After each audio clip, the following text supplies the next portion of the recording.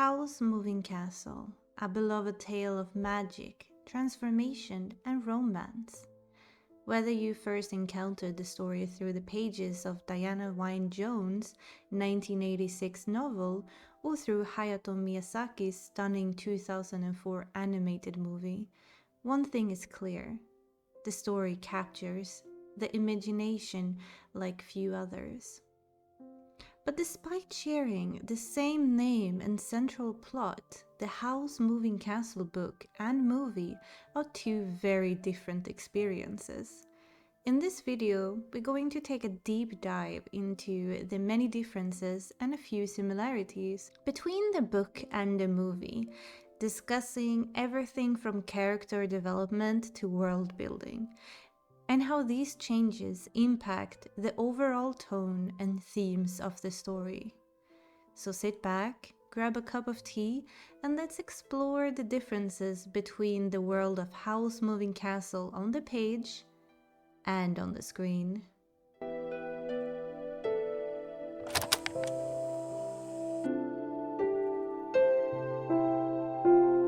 Before we dive into the story, let's talk a little bit about the brilliant mind behind the Howl's Moving Castle, the author Diana Wynne Jones. Diana was a British fantasy author known for her imaginative, whimsical, and often humorous tales. Born in 1934, she wrote more than 40 books, many of which are considered classics of children's and young adult fantasy. She had a gift for blending magical worlds with a deep character development and witty storytelling. Howl's Moving Castle, published in 1986, is one of her most well-known works, and it earned her legions of fans all across the world. As for why she wrote the Howl's Moving Castle, it turns out it's actually a funny story behind it. Diana once shared that the inspiration came from a young boy who asked her to write a book titled The Moving Castle. He didn't give any more details, so Diana let her imagination run wild. She also drew on her experiences living in a small rural town and her fascination with myth and magical stories.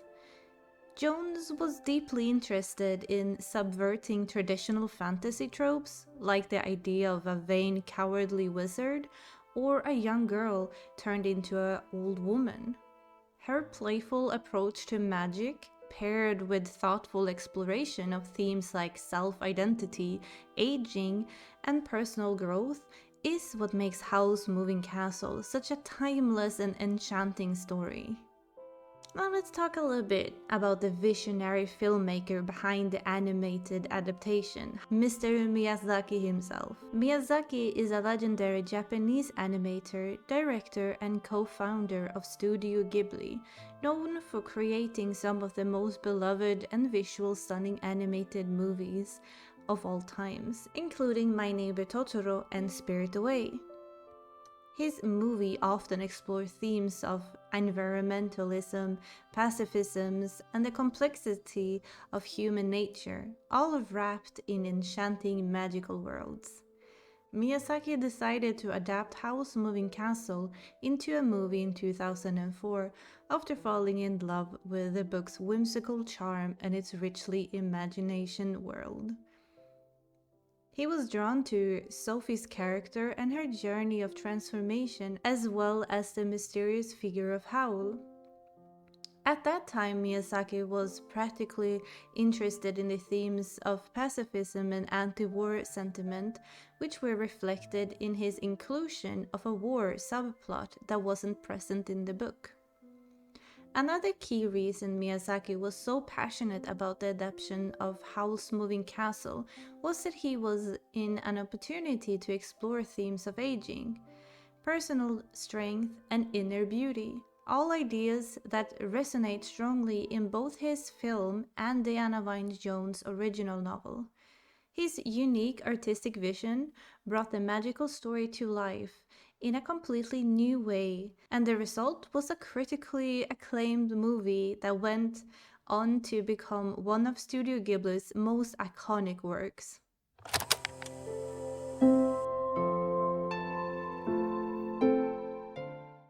summary about the story from the novel's perspective is that the tale follows Sophie Hatter, a young woman working in a hat shop who suddenly is cursed by the Witch of the Waste, transforming her into an old woman. Determined to break this curse, Sophie seeks out the mysterious wizard Howl, whose magical moving castle roams the hills. Along the way, Sophie encounters the fire demon named Califer, Howl's eccentric household, and various magical creatures. As Sophie and Howl grows closer, they find themselves caught in the web of curses, magical contracts, and, at least in the movie, an ongoing war. Ultimately, this story is about self-discovery, love, and the courage to shape one's destiny, all while wrapped in the magical and whimsy of the ever-moving castle.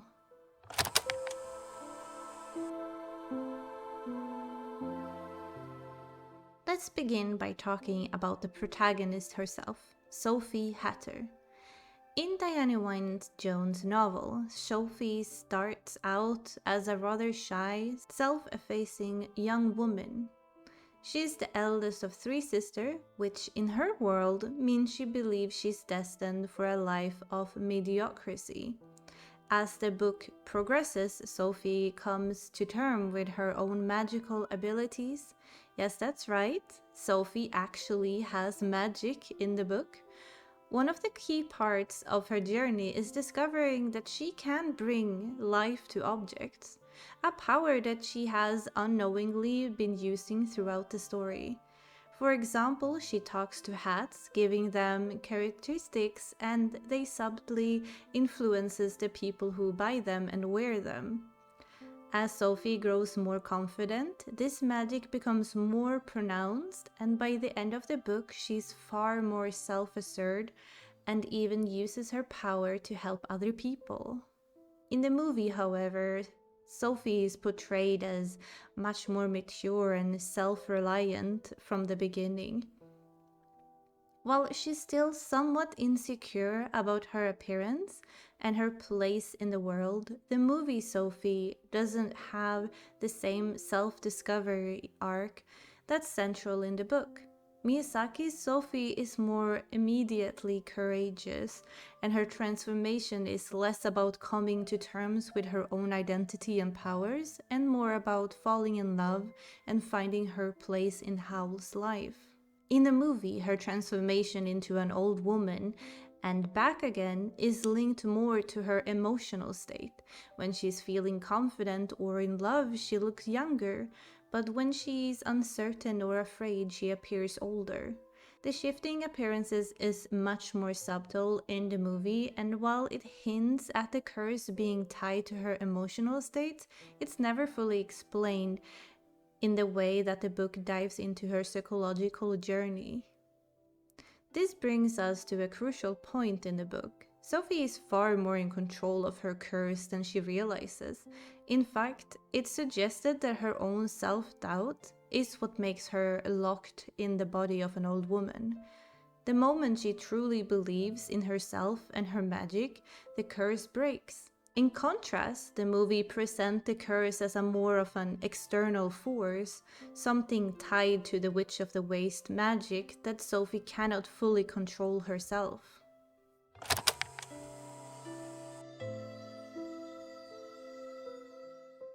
Now, let's talk about Howl Pendragon, the mysterious wizard who plays a central role in Sophie's journey. Book Howl is a much more complicated character than the movie counterpart. He's vain, self-absorbent, and downright cowardly at times. In fact, Howl is notorious for wooing women, only to abandon them when things get too serious. This, by the way, is a major point of humor in the book. Howl's is not that dashing, tragic hero you see in the movie. He's more of a charming scoundrel with a lot of flaws and red flags. His interactions with Sophie are often comic, filled with banter, and he's reluctant to face the Witch of the Waste.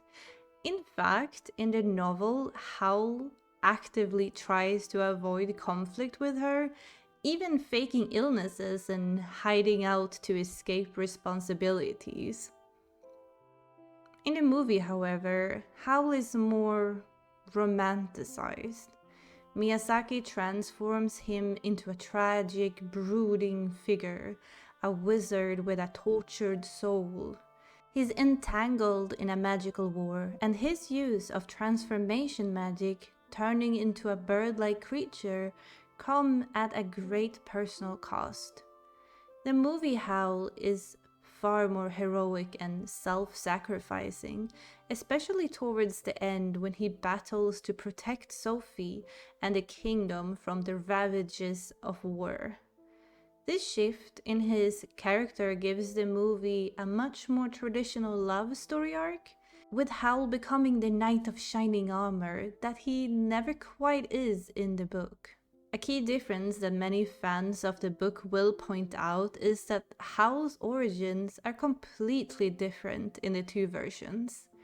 In the novel, Howl is actually from a modern-day Wales. That's right, Howl's castle has a door that leads to another world, which just happens to be a version of our own. This connection is a running gag through the book, as Howl frequently returns to Wales to visit his family and listen to music. In fact, Sophie is shocked to discover that this mysterious wizard that she's been dealing with is really just a guy named Howl Jenkins from Wales. This playful backstory is entirely removed in the movie, when Howl's origin remains firmly rooted in a fantasy world.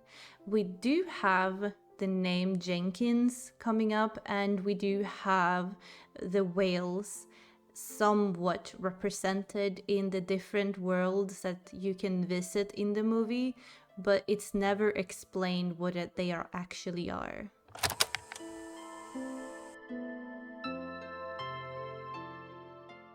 One of the biggest differences between the book and the movie is the portrayal of the Witch of the Waste.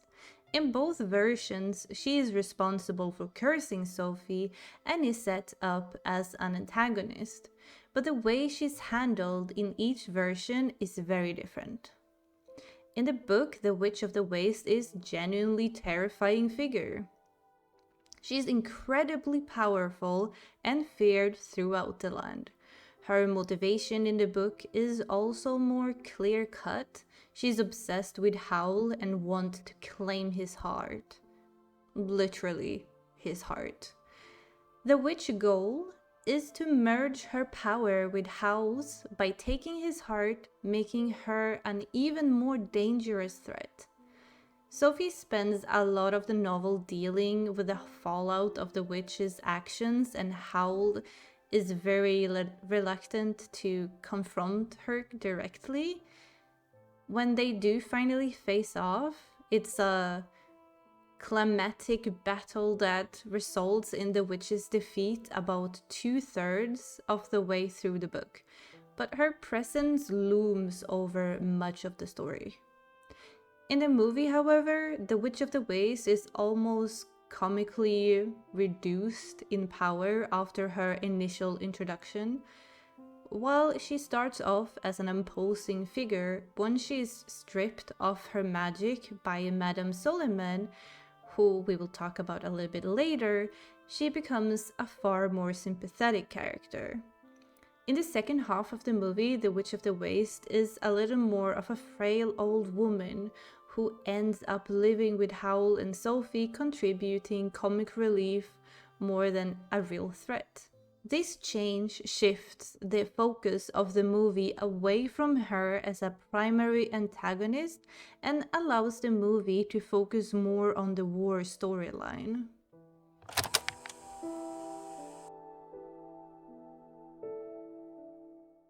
Next we have Califer, the fire demon who powers Howl's castle. Both the book and the movie feature Califer prominently, but there are some key differences in his role and his personality.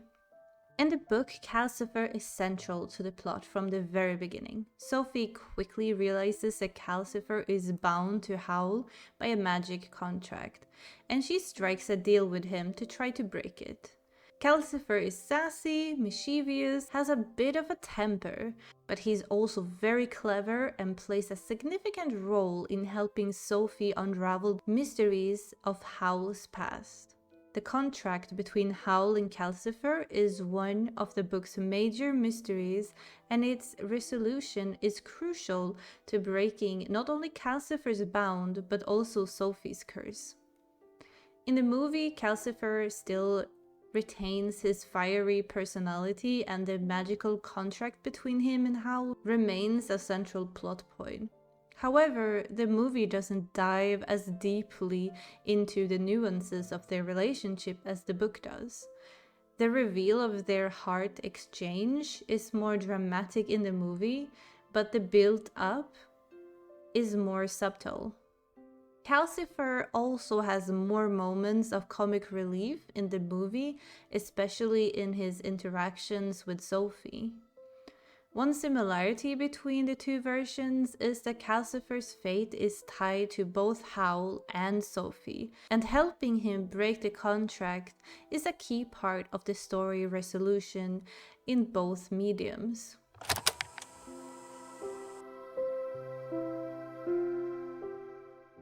Now let's circle back to the character we briefly mentioned earlier, Madame Suliman.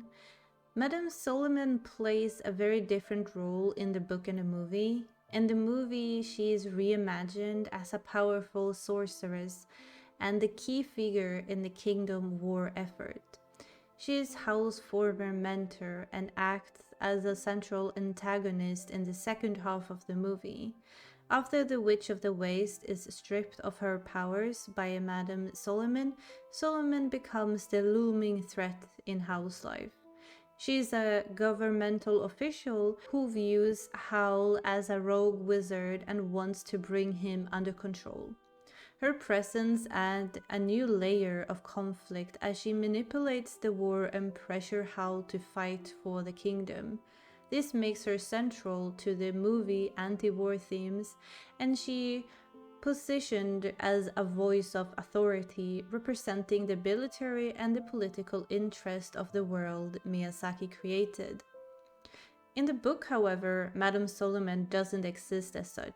Instead, there is a male wizard named Wizard Suliman who plays a much smaller role.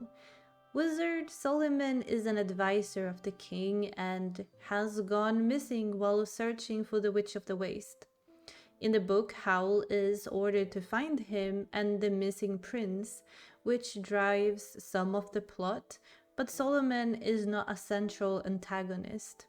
In fact, the mystery surrounding Suliman is more of a subplot tied to the Witch of the Waste plans and doesn't involve the kingdom's war or any direct manipulation of Howl. Miyazaki's decision to transform Suliman into a powerful female sorceress with political motives gives the movie a different kind of tension and allows him to explore themes of power, control, and the devastating impact of war, key elements that aren't present in the book. This is one of the most significant character change between the two versions, and it highlights the very different focus each creator had on the story.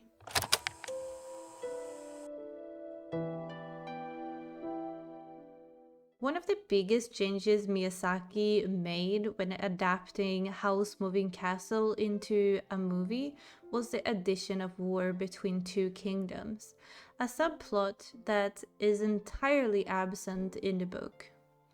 In the movie, the war serves as a backdrop for much of the action. Howl is drawn into the conflict using his power to fight for one of the kingdoms, though he despises the violence. His transformation into a bird-like creatures are physically taxing and emotionally draining, symbolizing the toll that the war is taking on him. The war also adds a layer of urgency to the film's climax, as Howl's effort to protect Sophie and the castle are directly tied to his attempts to stop the destruction caused by the fighting. In the book, there is no overarching politic conflict. The story is more focused on the personal battles between Howl, Sophie, and the Witch of the Waste. While there are moments of magical conflict and tension, there's no large-scale war or military involvement. The absence of war allows the book to focus more on the magical and whimsical elements of the world, while the movie leans into themes of pacifisms and the horrors and conflict, which is a common thread in many of Miyazaki's films.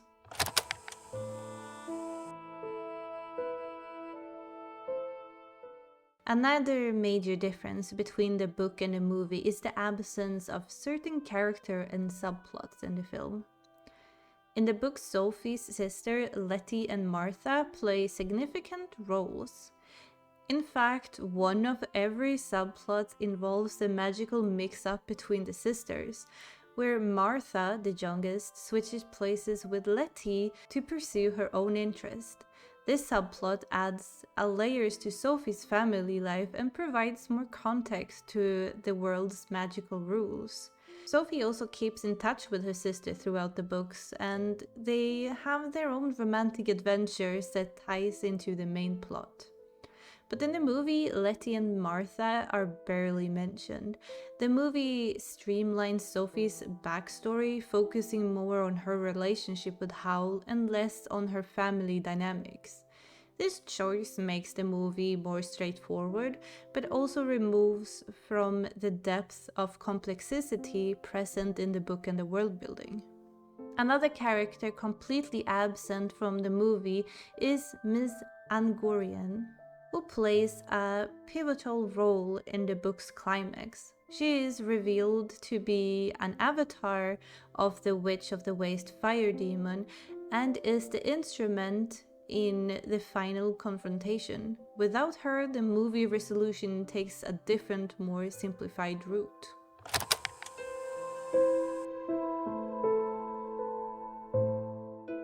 Let's now move on to the world building. In both versions of Howl's Moving Castle, the castle itself is a key setting, but the way it's portrayed differs significantly.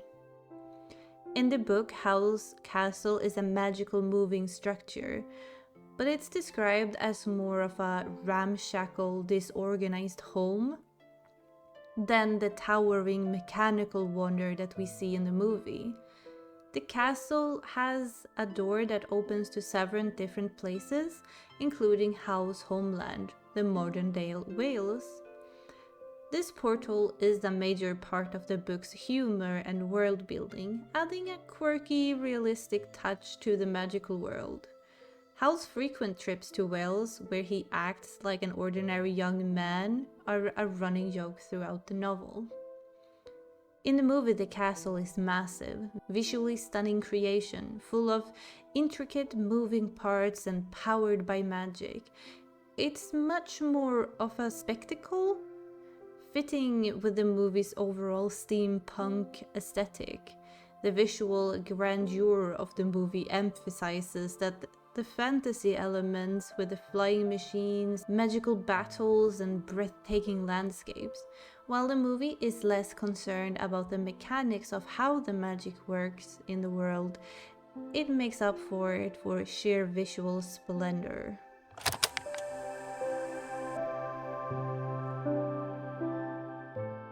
Despite all the differences we have discussed so far, one of the things that remains consistent between the book and the movie is the core of the love story between Sophie and Howl. In both versions, Sophie and Howl's relationship develops slowly, with plenty of bickering and misunderstandings along the way. They start off as unlikely companions. Sophie is initially irritated by Howl's vanity and seemingly selfish behavior, while Howl is both intrigued and exasperated by Sophie's stubbornness. Over time, however, they grow closer, and by the end of the story, it's clear that they have fallen in love, even if neither is particularly good at expressing it. One of the most touching moments in both the book and the movie is the reveal of Howl's heart. In both versions, Califer has been guarding Howl's heart ever since the two made a magical contract when Howl was younger. The moment when Sophie helps restore Howl's heart and break the contract is a pivotal turning point in both their relationship and the story resolution. The moment is handled beautifully in both the book and the movie, and it is one of the key emotional beats that ties the two versions together.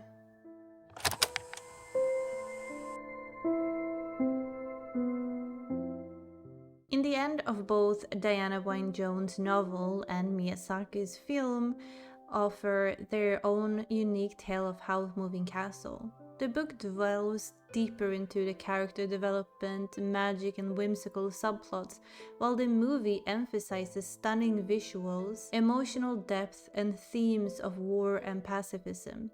While they each stand on their own, together they provide a rich understanding of Sophie, Howl, and the magical world they inhabit. Whether you prefer the book's quirky humor and complex magic system, or the movie's breathtaking animation and romanticization of characters, both versions are the testament of a power of storytelling and the magic that can come with different. That is all I have for you today. That's a little bit of an analysis I did between the movie and the book, the differences and some of the similarities. If you like to see maybe a more in-depth on the book itself, I could do that in a next video if you want. Comment down below if that's something you will be interested in. If you also saw some other similarities or differences that I didn't mention now, do comment down below and add them to the discussion. I would love to see if you guys have seen something I have missed. Otherwise, thank you for watching the video all the way through. Leave a like and a comment and maybe share with a friend or two. Hope you all will have a lovely day and happy reading, everyone, and I will see you next time. Bye bye!